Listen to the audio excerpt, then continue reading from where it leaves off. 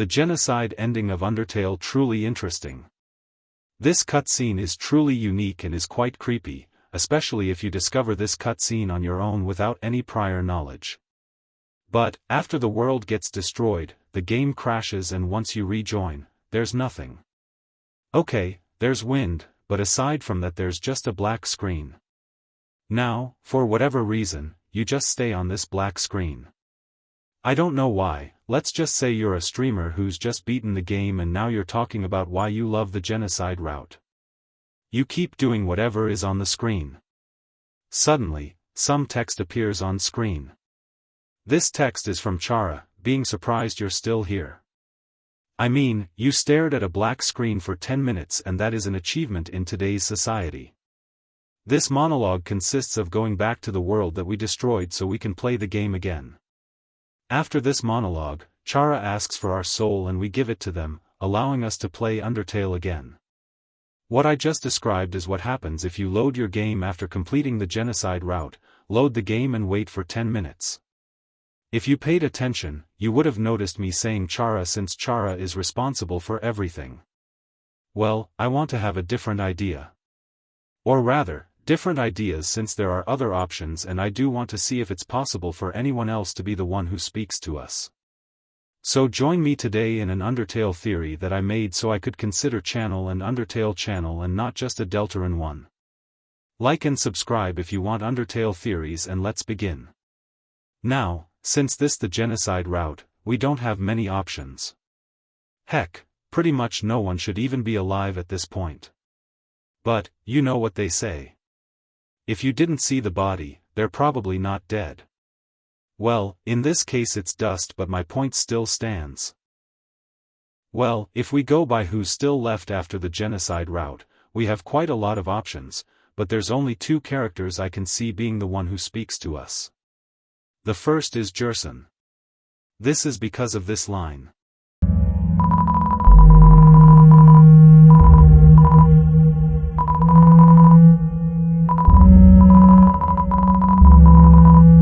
This line is already a slam dunk for Gerson, but in terms of this theory, he could still be alive since the shop seems to keep him alive literally, as in he can't die in any shape or form since he's in the shop.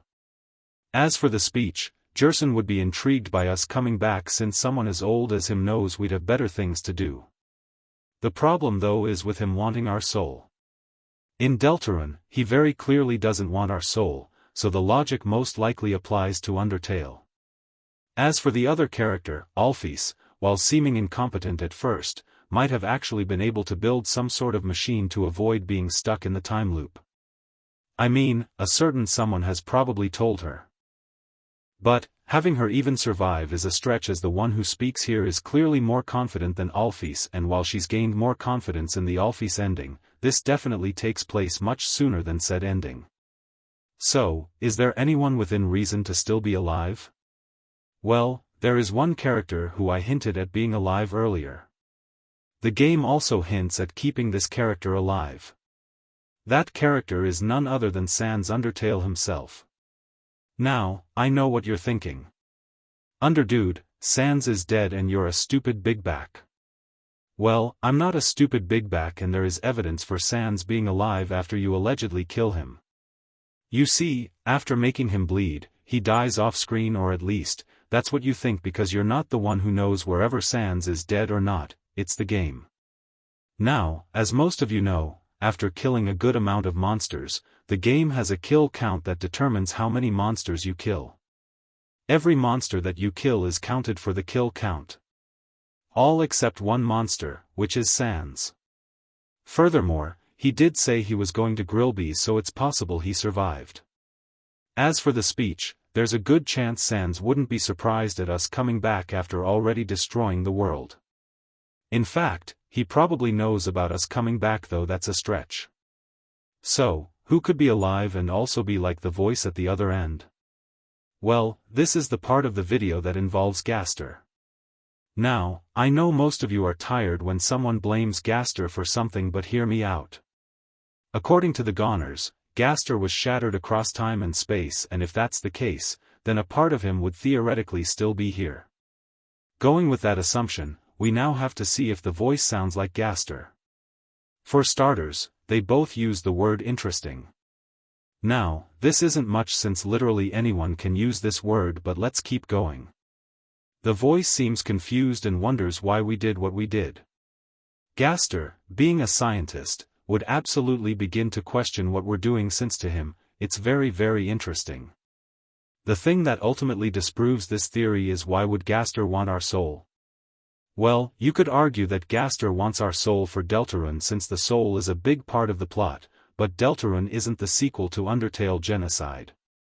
If anything, it's Sans prequel, more commonly known as Undertale's parallel story. Besides, why would he even be involved at this point when he's only mentioned through fun events, and this is absolutely not a fun event? So, is the voice really just Chara and everyone else can't fit in? Well, there is one more character who could be the one who speaks to us. This character matches all the evidence to have this role, and it would make perfect sense. That character is none other than Tricky Tony, also known as Toby Fox. Okay, I absolutely need to explain why he's the one since people are going to think I'm crazy, so let me explain. Toby Fox is someone who appears in Undertale as the annoying dog, and we don't kill him in the genocide route. Furthermore, he could survive an event like this since he's the creator of this game.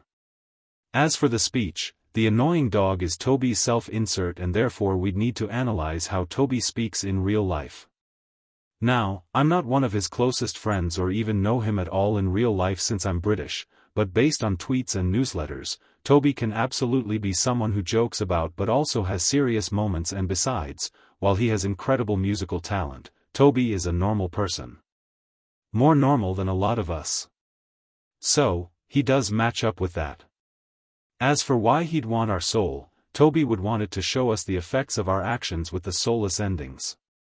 To put the cherry on top, this whole speech could be seen as meta commentary on how we always want to come back to a game, even if we've done everything we could. So there you have it.